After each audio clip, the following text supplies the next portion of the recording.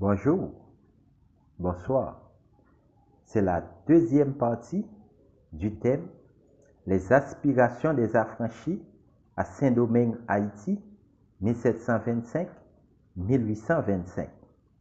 On est toujours au premier titre parmi les trois, Les affranchis avant la Révolution, entre privilèges, partiels et discrimination.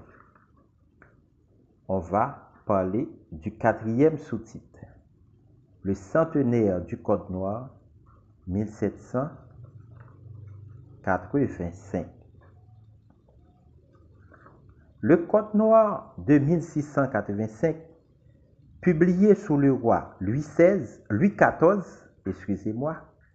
contenait 60 articles et c'était un recueil de lois concernant la vie des affranchis et des esclaves dans les colonies françaises.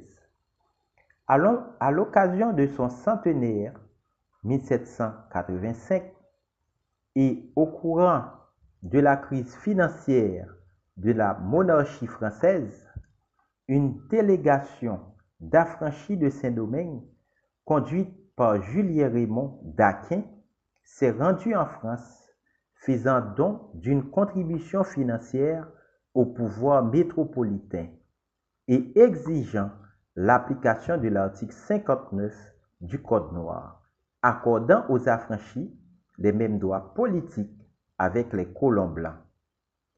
On ne fait pas de politique sans argent, et les affranchis l'avaient compris. On dit du mouvement des affranchis qu'ils étaient légalistes, parce qu'ils revendiquaient toujours l'application d'une loi, une mesure légale donc provenant de la métropole. Pour cela, ils ont cherché des relations avec des métropolitains, c'est-à-dire des Français vivant dans la métropole ou en France.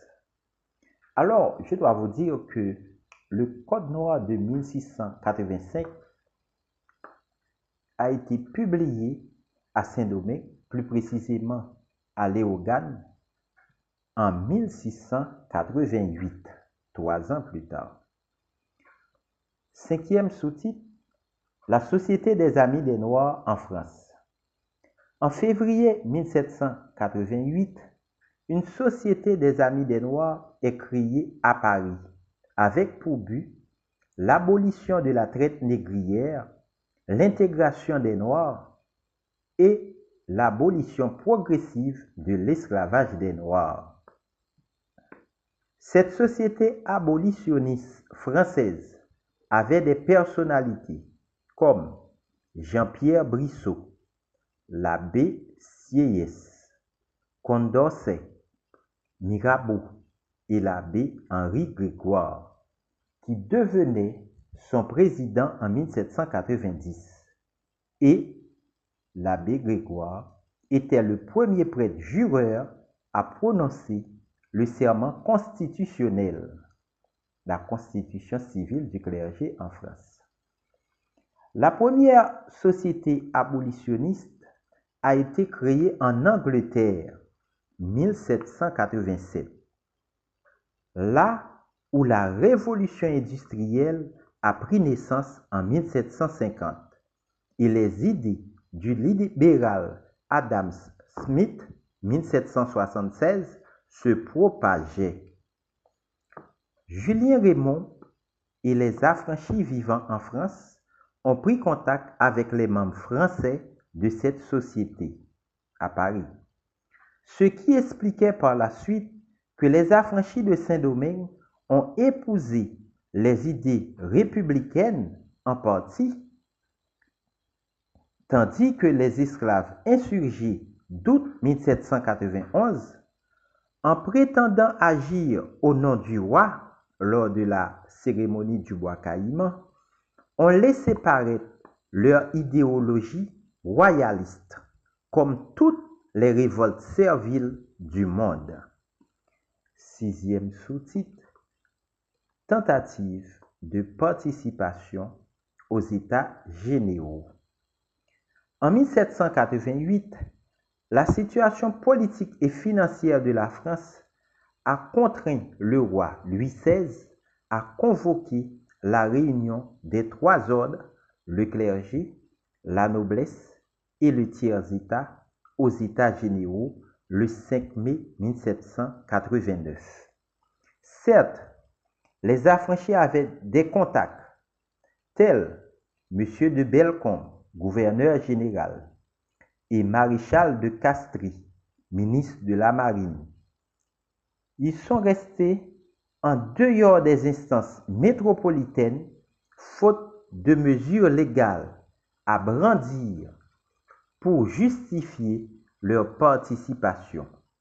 Mais une députation coloniale de Saint-Domingue, formée de 31 blancs, 16 absentéistes, 16 planteurs blancs absentéistes et 15 colons blancs résidents, 31 députés blancs, s'est rendue illégalement en France.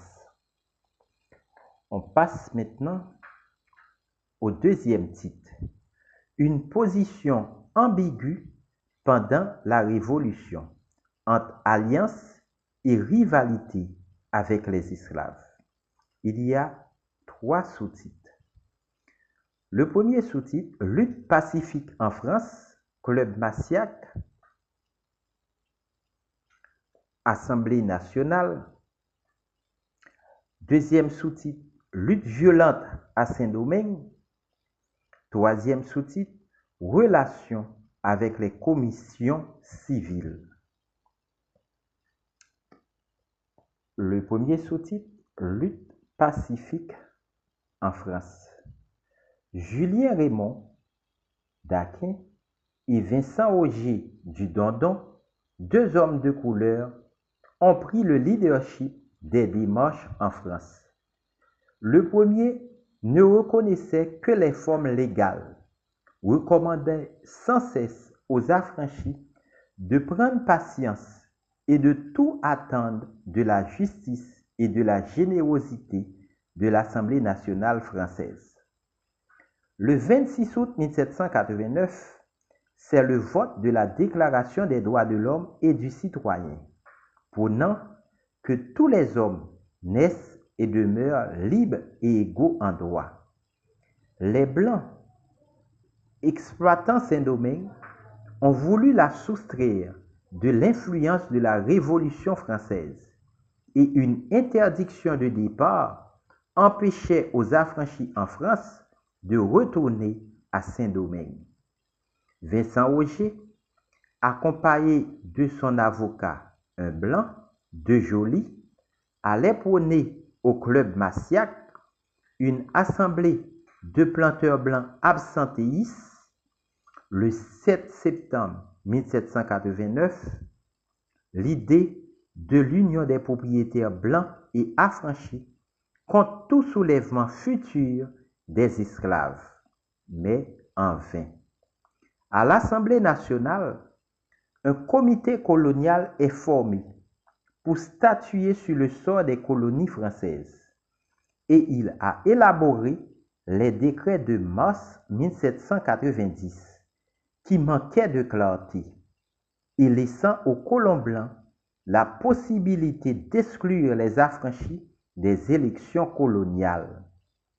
Un décret du 26 septembre 1789 permettait aux colonies françaises d'avoir une assemblée coloniale consultative.